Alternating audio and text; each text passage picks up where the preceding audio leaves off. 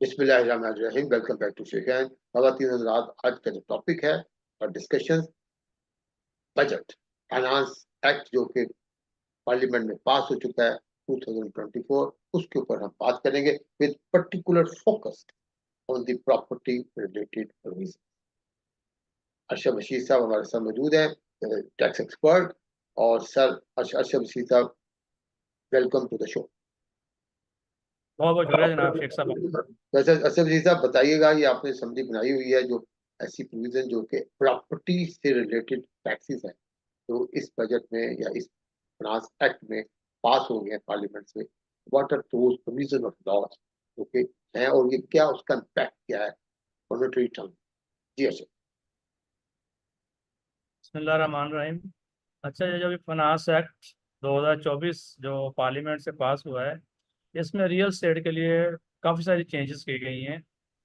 पहले हमारे यहाँ इनकम टैक्स ऑर्डिनेंस के अंदर या टैक्स लॉज के अंदर जो कंसेप्ट था वो एक्टिव टैक्स पेयर और नॉन एक्टिव टैक्स पेयर का था, ऐसे ही यानी है। एटी नॉन एटीएल था। अब एक नया कंसेप्ट लेके हैं लेट फाइलर का, ठीक है। यानी एक बंदा है एक्टिव टैक्स पेयर है जो रिटर्न जिसने फाइल कर दी, विद इन टाइम फाइल कर दी, जो भी गवर्नमेंट की ड्यू डेट है, जैसे नॉर्मली 30 सितंबर होती है, अनलेस गवर्नमेंट उसको एक्सटेंड कर दे, तो वो जो एक्सटेंशन वाली डेट है वो भी ड्यू डेट ही कंसिडर होती है, तो उसके अंदर रिटर्न फाइल कर देते हैं, तो एक्टिव टैक्स पेयर है। ठीक है। अब अगर उस ड्यू डेट के बाद बंदे ने रिटर्न तो फाइल कर दी है, लेकिन उस ड्यू डेट के बाद की है, वो बंदा ठीक है। एक्टिव तो है लेकिन वो लेट फाइलर कंसिडर होगा कि उसने ड्यू डेट के बाद रिटर्न फाइल की है। हम्म। फिर तीसरी कैटेगरी आ जाती है नॉन एक्टिव की, कि वो बंदा जिसने रिटर्न नहीं फाइल नहीं की वो नॉन एक्टिव है।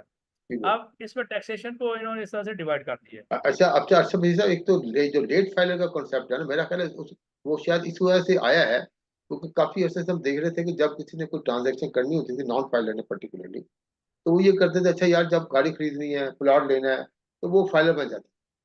तो शायद उस चीज को कवर करने के लिए गवर्नमेंट ने इशारा ये किया है कि भी अगर फाइलर जब बनेंगे, जब आप लेट फाइलर बनेंगे, यू हैव टू स्टिल पे द पेनल्टी। ये बिल्कुल ऐसा ही, इसीलिए क्योंकि लोग करते ये थे कि जब जरूरत पड़ी कोई गाड़ी लेनी है, 2 साल बाद याद आया तो जाके रिटर्न फाइल की, 1,000 रुपया सरचार्ज आया था वो जमा कराया, हाँ जी। वो एक्टिव हो गए, अपना ट्रांजेक्शन की, उसके बाद फिर खामोश हो गए। तो सही है। फिर दोबारा ट्रांजेक्शन करनी है तो फिर वो दोबारा रिटर्न कभी फाइल कर दी, तो वो उसको काउंटर करने के लिए गवर्नमेंट ने अब ये रेट्स 3 रेट कर दिए हैं कि एक एक्टिव टैक्स पेयर के हैं, एक लेट फाइलर के हैं, और एक नॉन फाइलर के हैं। नॉन फाइलर का ज़्यादा हायर है, इन हाँ। बिटवीन जो है लेट फाइलर के हैं। अब सही। अगर परचेज के पॉइंट ऑफ व्यू से हम देखते हैं, जैसे उसको 236 के सेक्शन है इनकम टैक्स ऑर्डिनेंस का। अब उसके अंदर जो टैक्स का रेट है वो पहले स्टेट में 3% रेट होता था, ठीक है। Irrespective of value of property. अब इस बजट में उसमें चेंज ये की गई कि उसको वैल्यू बेस कर दिया गया है, स्लैब बना दिए गए हैं। हम्म। यानी अगर जो प्रॉपर्टी आप खरीद रहे हैं उसकी वैल्यू 50 मिलियन तक है तो उसके लिए 3% रेट है। ये अच्छा। एक्टिव टैक्स पेयर की मैं बात कर रहा हूँ। ठीक है। अगर 50 मिलियन से वैल्यू बढ़ जाती है और 100 मिलियन के अंदर अंदर है तो आपका 3.5% टैक्स लगेगा। हम्म। अगर आपकी 100 मिलियन से एक्सीड कर जाती है वैल्यू ऑफ प्रॉपर्टी जो आप परचेज कर रहे हैं, तो आपके 4% रेट लगेगा अगर आप एक्टिव टैक्स पे आ रहे हैं और आपने return within due date file की है। और ये जो वैल्यू है ये एफबीआर की वैल्यू है? ये एफबीआई की जो प्रेस्क्राइब्ड वैल्यू है वो कंसिडर होंगी। ठीक है।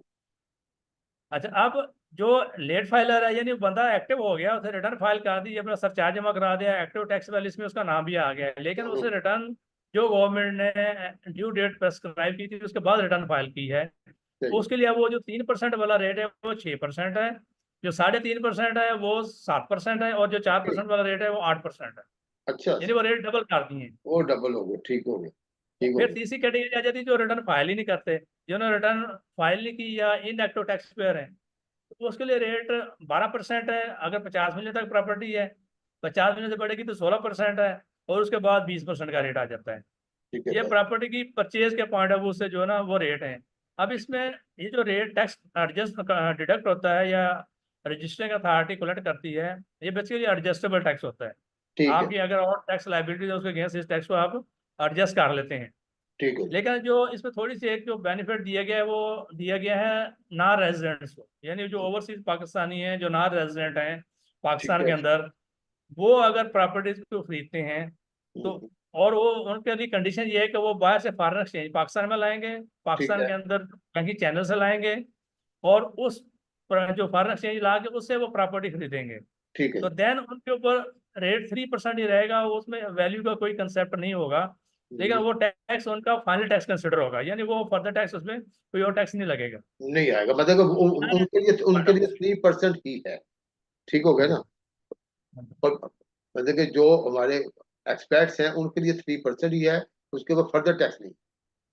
यानी उनका फर्दर नहीं, जैसे आप जब प्रॉपर्टी बेचेंगे तो उसके ऊपर फिर उनको ये टैक्स देना पड़ेगा, जो 236C का टैक्स हम कहते हैं, लेकिन ठीक है। जो सेक्शन 37 का गेन टैक्स है, जो अब इन्होंने 15% कर दिया है, यानी डिफरेंस ऑफ परचेज और सेल का जो डिफरेंस है उसके ऊपर जो टैक्स है वो 15% कर दिया गवर्नमेंट ने, ठीक है। इरिस्पेक्टिव ऑफ आपका होल्डिंग पीरियड। पहले ठीक है। जो गेन टैक्स था 37 का होल्डिंग पीरियड के हिसाब से था, ठीक है। फ्लैट का डिफरेंट था, कंस्ट्रक्टेड प्रॉपर्टी का डिफरेंट था, प्लाट का डिफरेंट था। उसमें अगर आपका प्लाट 6 साल से ज्यादा पीरियड होल्डिंग का है तो आप उसके ऊपर 0% गेन टैक्स लगता था। ऐसे। लेकिन जो कंस्ट्रक्टेड प्रॉपर्टी थी, जैसे घर है या हाउस है या इस तरह की जो चीजें थी या शॉप है, उसके ऊपर जो टैक्स का रेट था वो 4 साल के बाद 0% हो जाता था। फ्लैट के ऊपर 2 साल के बाद हो जाता था, 15% से रेट स्टार्ट होता था और 2.5% से ग्रेजुअली कम हो जाता था और इस तरह डिक्रीज होता रहता था। लेकिन अब उस रेट को उन्होंने, जो प्रॉपर्टियां 1 जुलाई 2024 के बाद खरीदी जाएंगी उनके ऊपर स्टेट में जो कैपिटल गेन टैक्स हो 15% लगेगा। एक्टिव टैक्स पेयर के लिए ये बात है।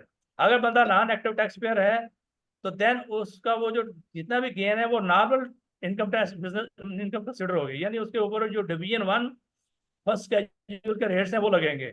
उसके ऊपर जो स्लैब रेट है 6 लाख तक एग्जेम्पशन है, फिर आगे रेट है, और इस वक्त वो रेट मैक्सिमम 45% हो गया है। तो अब वो अगर वो स्लैब में जिसमें जाएगा तो नॉर्मल टैक्स अपने हिसाब से वो पे करेगा, उसके ऊपर सेपरेट ब्लॉक वाला जो 15% वाला स्लैब है वो नहीं लगेगा कैपिटल गेन में, अगर बंदा इनएक्टिव हो गया। ठीक हो। जब अगर जब प्रॉपर्टी बेचनी है बंदे ने, जी जी। तो बेचते वक्त जो टैक्स था उसमें भी वही, जो जैसे खरीदने के टाइम पे स्लैब है 50 मिलियन का है, फिर 50 से 100 मिलियन का है, फिर 100 मिलियन अभाव है, तो उसमें भी रेट 3% है, फिर 3.5% है, फिर 4% है। वो जो बंदा लेट फाइलर है, जैसे एक्टिव है लेकिन लेट फाइलर है, उसमें रेट वो 6% है, फिर अच्छा। 7% है, और उसके बाद 8% है।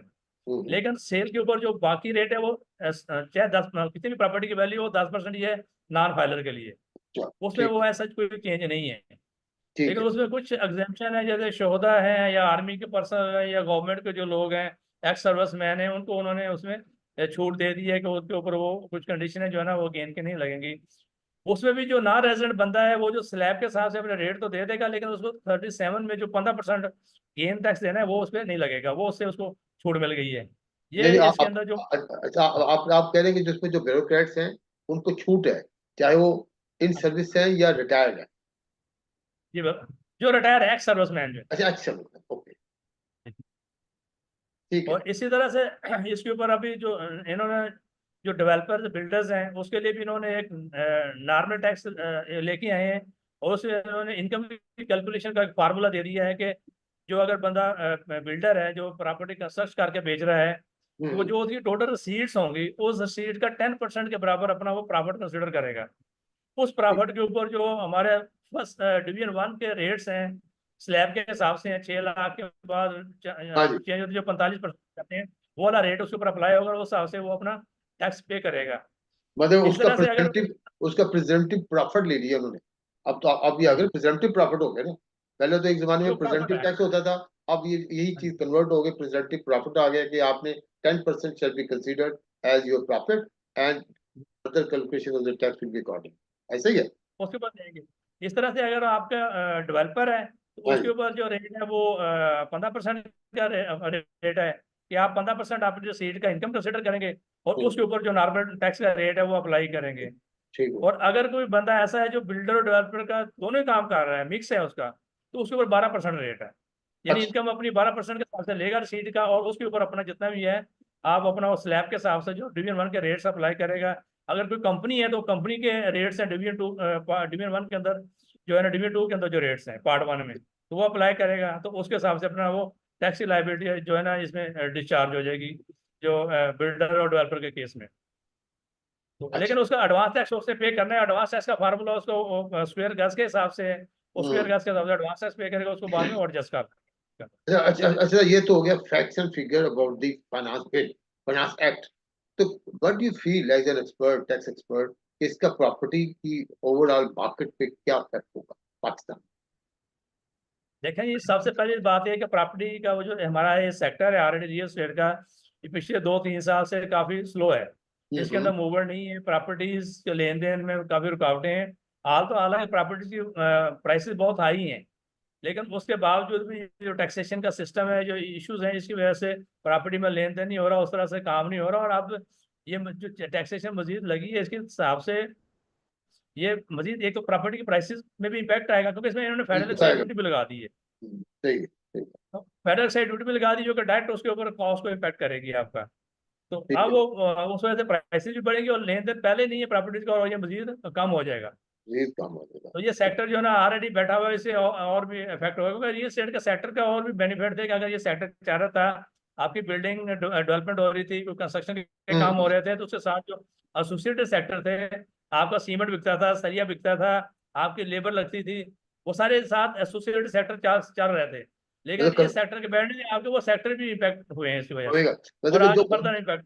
जो गवर्नमेंट की कोशिश है कि ज्यादा रेवेन्यू इकट्ठा करने की, उससे तो मुझे नहीं लगता इसमें कोई बहुत कामयाबी हो सकती है, क्योंकि अगर प्रॉपर्टी का ओवरऑल बिजनेस ही अगर डाउन हो जाएगा, तो आप जितनी मर्जी रेट बढ़ाते रहेंगे, जितना बढ़ाते रहेंगे उतना बिजनेस और डाउन होता रहेगा। तो कलेक्शन पे उसके ऊपर, गवर्नमेंट की कलेक्शन पर डेफिनेटली इफेक्ट होगा। जी बिल्कुल, गवर्नमेंट कलेक्शन तो उस तरह से ही बढ़ेगी, बस गवर्नमेंट को ये है कि हम शायद हमारा रेवेन्यू इससे रेट बढ़ाने से हमारा रेवेन्यू बढ़ जाए, उनका ये ख्याल है। हाँ, लेकिन ठीक है, उस वजह से उन्होंने जो एक पूरे सेक्टर को समझ लो बंद कर दिया, उसका कारोबार ही बंद कर दिया है।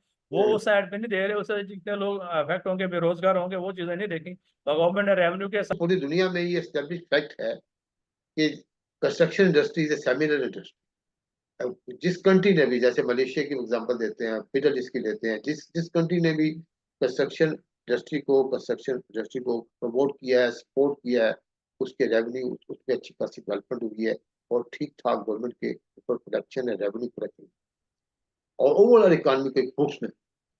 तो गवर्नमेंट के ये जो एफर्ट्स हैं, इससे कुछ थोड़ा सा शायद उनको इसमें उनके कलेक्शन ऑफ द टैक्सेस में शायद इजाफा हो जाए, लेकिन ओवरऑल इंडस्ट्री का जो इफेक्ट है वो इतना पॉजिटिव नहीं होगा, वो नेगेटिव ही होगा। आपके क्या कमेंट?